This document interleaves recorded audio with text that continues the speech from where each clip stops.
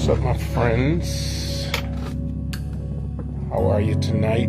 Saturday. And I come on here for a second. Encourage all of you, especially in the Western New York area. We have everybody's coming in. We have had a few days of really challenging weather. Look back at some of my old days when I was young. This, hey, Brother Graham, this weather is nothing compared, and I know I sound old saying it, but we went through some snow. But I do support the superintendent in choosing to close schools. It's a different time too, It's a different time. When I was younger, people were much more respectful, kind of looked out for kids. Nowadays, people, even in this snow, riding up and down the street like sometimes they've lost their mind. Hey, Sister Hodges and everybody. Let me tell you why I'm on tonight. Because everybody's back outside, mostly. Everybody's going to the grocery store. Monday, everybody's going back to work. Don't neglect your worship. If you worship on Saturday, I pray you got to worship. And if your worship day is on Sunday, get to worship tomorrow. It never ceases to amaze me that people can get out and do whatever they want to do until it comes to giving God, hey John Porter, to giving God what he deserves. So you already plowed out, your steps are already clean. Make sure you're getting ready. Tomorrow, this is what I'm talking about. We're dealing with prayer. I'm going to be dealing with prayer probably this entire year. Prayer, and because there's so many aspects that we really need to learn and be taught. So I'm preaching a sermon, if the Lord is willing, entitled, I'm Not Praying for Me, I'm Praying for Someone Else. And I'm going to show you the blessing and the responsibility of not just, we have a tendency, God, I need this, God, I need this, God, I'm going through this. And even in my own life, sometimes I can be overwhelmed by, hey, Shuki, by what I need. Sometimes we can be overwhelmed by what we need and forget that there are some urges, some commands, if you will, in the Bible, and I don't want to preach a sermon tonight, but that directs us to pray for one another. And I'm going to show you tomorrow. I'm telling you, there is a blessing in praying and helping others. But we're going to start tomorrow. We're just going to start with the praying. That's what I'm going to deal with. From the subject, I'm not praying for me. I know it's a long subject. I'm praying for someone else. I want you tomorrow to come with the thought of who you're praying for. And if you're only praying for you, I promise you tomorrow's even going to help you, because that's the tendency we have, is to look at what I need, what I'm going through, how tough it is for me, but not recognizing that there is a mandate on your life.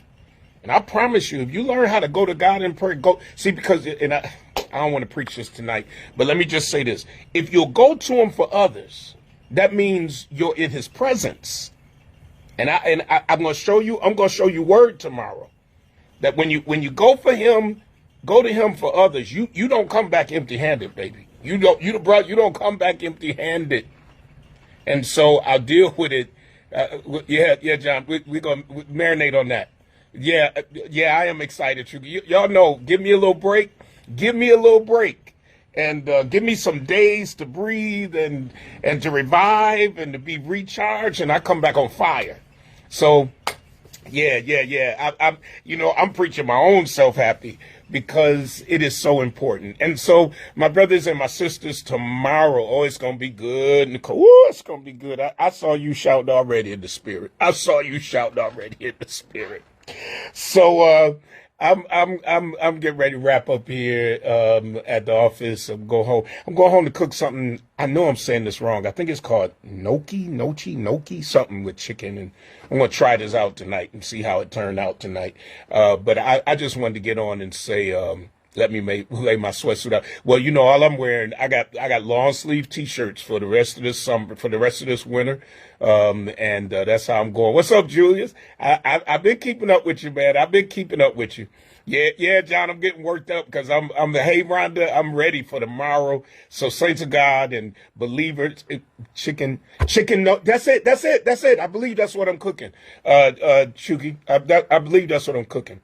Sabrina says, please pray for me. I need it. I thank you in advance. We are. I'll be praying for you. Right, Sue. But let me tell you this, and I'm gone for real. I have prayed about, what happened here on Thursday night. I prayed about it. I stayed up till 5 a.m. Friday morning. I didn't go to bed till 5 o'clock Friday morning. We're going to do the live prayer once a month. Well, I'll put it to you this way. The first Thursday, so it'll make it easy for people to remember. The first Thursday, 7 to 8, how we did the call-in, how we did the praying for people online. We will also have, you will be able to come to the sanctuary, and we just going to fill the house with prayer. The first Thursday, we're going to fill the house with prayer. The altar will be open. So it's going to be so much going on the first Thursday. You'll be able to come in. I'm going to be, kind of teaching like I did based on what the requests are. So I'm going to be responding to the needs of the people based on what the requests that are coming toward the altar. And some Thursday nights we will have a theme. We're going to have a prayer target on some Thursday nights. Some Thursday nights it might be, but I'm just going to let God, because I don't know all of the needs of the people. So I'm going to let God send the people and then direct the direction, instead of me thinking I can study and plan what God's people need. I just need to hear from God's people. That's all.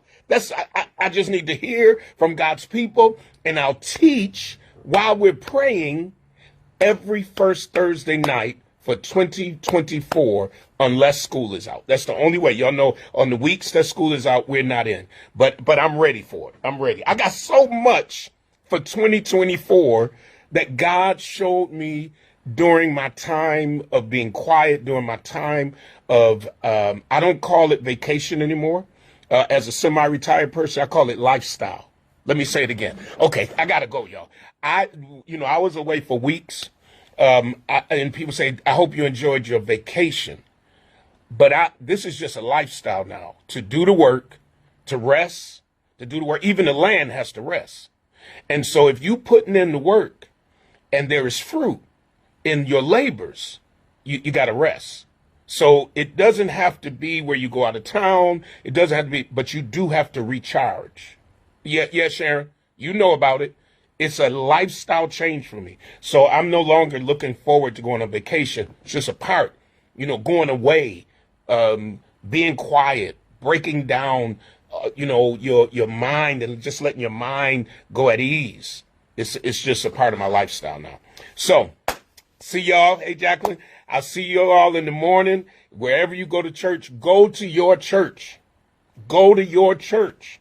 So when I get on here, this is not me trying to get somebody to listen. If you go to White Rock, get yourself up and go to White Rock in the morning. Wherever God has placed you, go. Y'all hear me? Now, if you don't have no place, then you're always welcome at True Bethel. Yes, Janique, you're always welcome at True Bethel. Tomorrow, I already got my stuff ready. I got a t-shirt, long sleeve t-shirt. It's got True Bethel cross embroidered on it. And that's it. That's how I'm flowing for right now, until God switches that up in me. So whatever you have, whatever you got that you wore today that's clean, you got jeans, you got sneakers, you got a church hat, you welcome. You know that, right? You know that. I'll be at all 3 services, Lord willing. Pastor Craig will be out in Niagara Falls, Lord willing. So if you want to know the time, it's 8:30. Yeah, 10 o'clock on Ferry, 11 o'clock on Swan. But I'm not recruiting for no other member of any other church. You go to your church. Peace. Have a safe night.